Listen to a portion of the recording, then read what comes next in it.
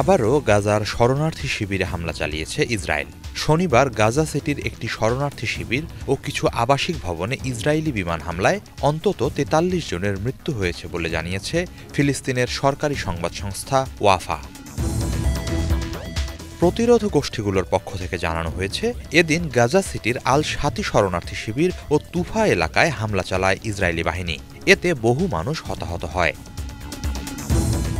পাশাপাশি শেজাইয়া ও আল দারাজ এলাকাতেও ইসরায়েলি বাহিনী বিমান হামলা চালায়। সব মিলিয়ে এদিন শতাধিক প্রাণহানির কথা জানিয়েছে আল জাজিরা।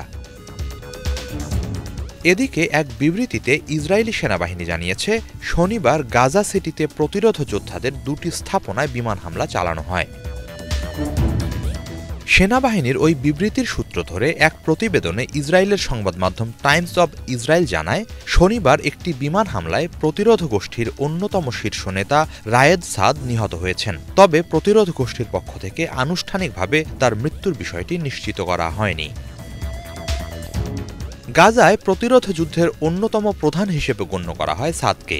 এর আগে মার্চ মাসে তাকে ধরতে গাজা সিটির আল শিফা হাসপাতালে অভিযান চালায় ইসরায়েলি বাহিনী। তবে সে সময় তাকে সেখানে খুঁজে পাওয়া যায়নি।